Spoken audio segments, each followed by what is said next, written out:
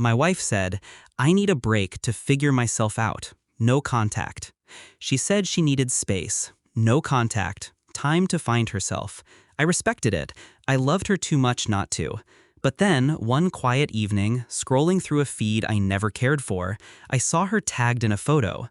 Her sister's smiling face in the foreground, a sunny beach behind her, and in the corner of the frame, my wife. Not alone.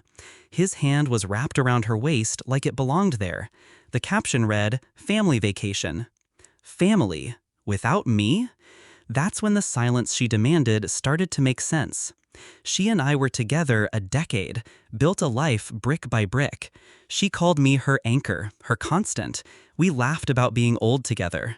I worked extra hours so she could chase her dreams. She said I made her feel safe, and I believed her. Every late-night whisper, every promise under our roof, now all I could hear in those words was a cruel echo. The photos kept coming, different angles, different days. She didn't even try to hide him. He was always there, in the background of someone else's memory, close enough to touch her, far enough not to be the focus. At first, I felt the weight of it crush me, nights without sleep, days moving in fog. But then, pain sharpened, grief hardened, and I saw clearly.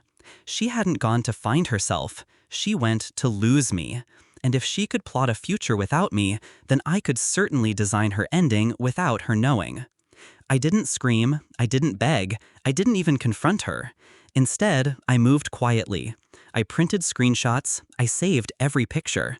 I spoke to a lawyer, I adjusted accounts, I rerouted direct deposits. Her things, the clothes, the shoes, the little trinkets she scattered through our home, were packed neatly into boxes. I shipped them to her parents' address, a clean, cold delivery. The house was reset, my fingerprints restored. Her absence no longer looked like grief, it looked like choice. Finally, with a steady hand, I opened my profile, changed relationship status, single. And then I waited. It didn't take long. 2 months later, my phone lit up. Her name. She sounded calm, almost smug. I'm ready to talk now, she said, like I'd been sitting by the phone, desperate for her voice. I told her sure, let's meet. She arrived polished, pretending nothing happened. She had that rehearsed look, like she'd prepared excuses, a performance of regret and self-discovery. I didn't give her the chance. The table between us was bare except for one envelope. I slid it toward her. Divorce papers. Evidence stapled behind. Every photo, every tag, every timestamp. Her face drained as she flipped through them. You went through my family's pages?" she stammered. "No," I said. "They posted it publicly. You betrayed me publicly. I'm just returning the courtesy." She tried to shift gears. Tears, shaking hands, muttering that it was a mistake, that she was confused, that we could work through it. I leaned back, watching her unravel. Calm, controlled. Confused? I asked. Confusion doesn't last 2 months on a beach with your lover. That's not confusion. That's a choice. She reached for me then, desperate, but I pulled away. I told her the accounts were already split, the house was mine, her belongings were gone. There was nothing left to negotiate. The final blow came when I revealed what she didn't know. Her lover? He wasn't as loyal as she thought.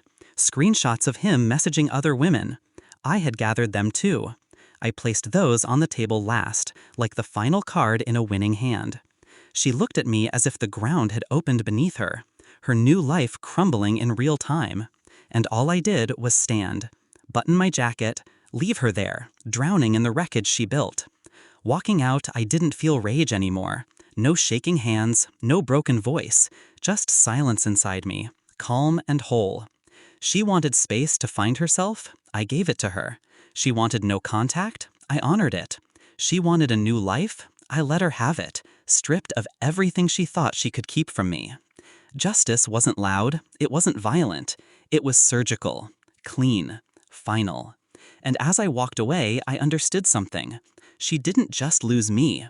She lost the version of herself that could ever be trusted again. I left her with the truth, and the truth weighed more than any revenge I could have spoken aloud. I didn't need to raise my voice. Her silence now would be the loudest sound in her life.